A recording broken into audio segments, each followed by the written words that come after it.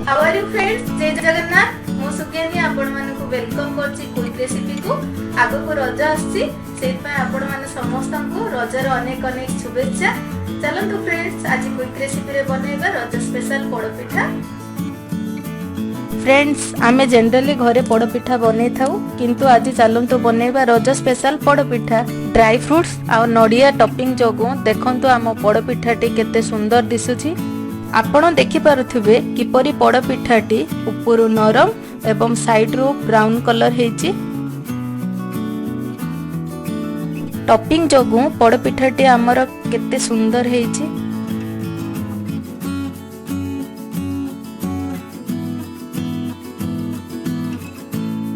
देखंतु केमती नडिया कुर एवं बोइताळु पूरा भाबरे दिया हेछि। मु एहा को बिना बेकिंग सोडा रे बनेछि, तथापि भी आम पोड़ पिठा केते स्पंजी लागुछि।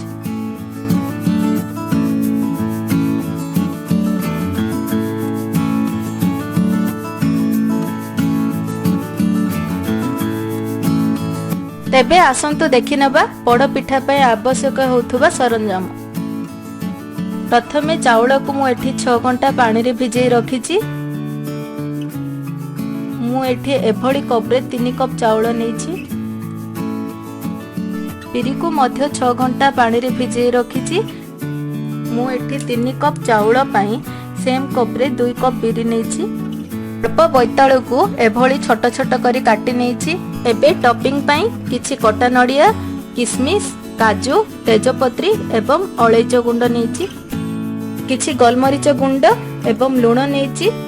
ता सहित देसी घी आधा कप, गुड़ 1 कप, नडिया कुर 1 कप एवं छेना आधा कप नेछि। एबे प्रथमे बतुरा चाउल को अल्प पानी देई ग्राइंडर सहायता रे ग्राइंडिंग करि नेबा।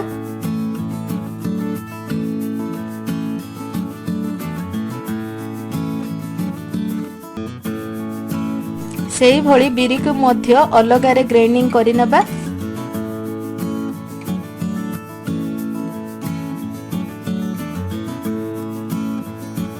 एबे गोटे असारिया पात्र रे बिरी नै एभली भलो कि फेंटिबा। बिरी फेंटिबा द्वारा सेथिरे एयर मिसिबो एवं बिरी रे फेण आसीबा द्वारा बिरीटी फुली जिवो। आपण जेते अधिक बिरी फेंटिबे पोड़ पिठाटी आमर सेते नरम एवं स्पंजी हबो। मु एठी 8 रु 10 मिनिट बिरी को एभली फेंटिची। एबे सेथिरे ग्राइंडिंग होइतिबा चाउल बटा को मिसेइबा।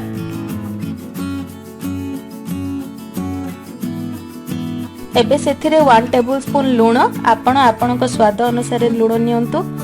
1/2 टेबल स्पून अलैच पाउडर, 1 टेबल स्पून गोलमरीच गुंड,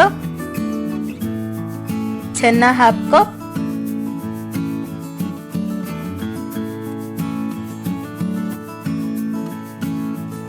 किछि गुड़ पकेई एभली मिक्स करिबा।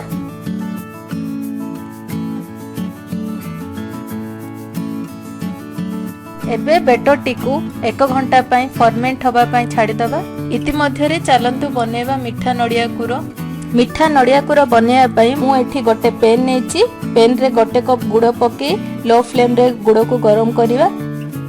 एथिरे अल्प टिके अलैच गुंड बास्ना पई दबा। किछि समय परे गुड़टी हमर एपरी तरळी जिवो। सेथिरे नडिया कुर पकेबा एवं भलो कि घांटी एबोली मिश्रण बनेइबा। देखंतु नडिया कुरर किपरि टेक्सचर आसी जाईछि।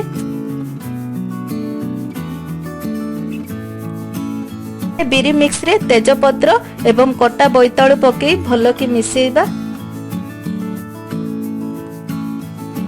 ए प्रेशर कुकर रे 1/2 कप घियो नबा।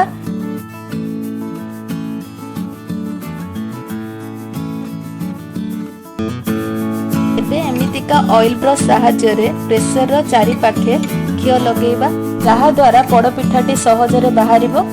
आपण एठी हाथ सहायता रे भी चारि पाखे घियो लगेइ परिबे। एबे गैस रो फ्लेम को हाई रखी अधा बिरी पिठो मिक्स को पकेबा, जो द्वारा हमको पूरा देबारे सुविधा हेबो। एबे सेथिरे गुड़ नडिया कुर, काजू, किसमिस एवं फाड़ नडिया देबा।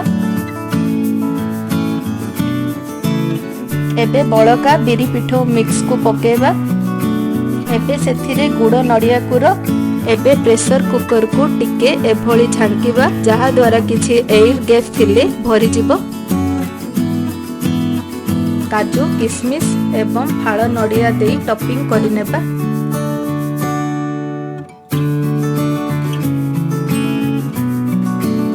मने रखंतु प्रेशर कुकर टी को लॉक करिया पूर्वरु प्रेशर कुकर रबर एवं विसिल टी को काढी नेबा। एबे गैस रो फ्लेम को लो रखी प्रेशर कुकर टी को लॉक करिबा।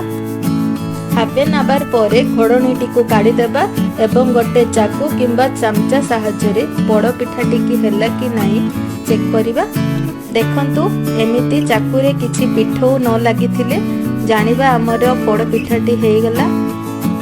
एबे गैस रो फ्लेम को बंद करिया गोटे पिथिपातिया सहायता रे एभली चारिआडू मारिबा जहा द्वारा बड़ पिठाटी प्रेशर रु अलगा होइजिवो। एबे गोटे चढ़ुआ रे किछि ठंडा पानी नै प्रेशर कुकर को रखिबा जो द्वारा बड़ पिठाटी तळ आडू छाडी जिवो। एबे प्रेशर कुकर को एपरी अलटाई दुई थर पिटी देले बड़ पिठाटी थाली को बाहरी आसीबो। एबे चलंतु एई रजरे आमर टेस्टी एवं स्वीट बड़ पिठा को खाइबा एवं समस्त को खुआइबा।